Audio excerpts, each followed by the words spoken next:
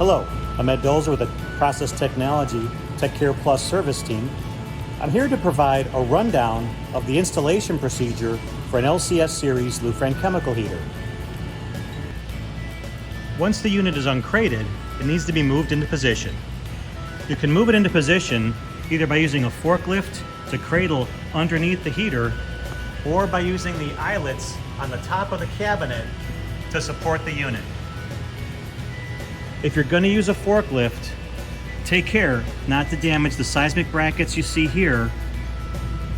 Once the unit is in position, you can use your hand to move this red gear right here to extend down the leveling feet to support the unit nice and level on the floor. To connect power to the unit, open up the door. You're going to be connecting your power wires to the top side of the main breaker as shown here and the ground lug to the right side.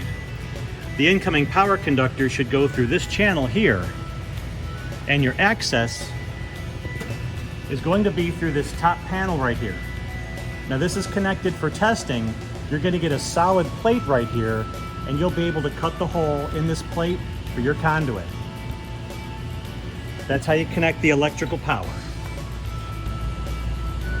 Once you connect your incoming power to the circuit breaker and the ground lug, on the inside of the door here is the torque label for the torquing of the power wires.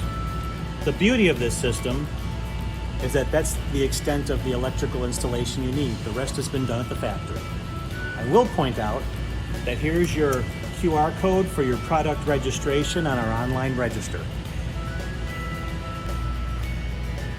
To connect your piping for chemicals, there's really only two connections and a couple of drains you have to worry about.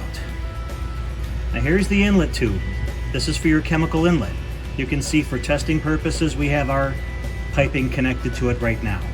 This is going to be where you're going to connect your piping inlet. When you go to the top of the unit, there's the piping outlet. Again, we've attached our own piping for testing of the system. This is where you'll connect your chemical outlet.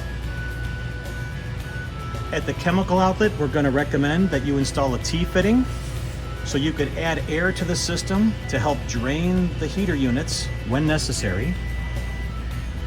On the inlet piping, we again suggest you include a T-fitting which will allow you to drain heater number 3,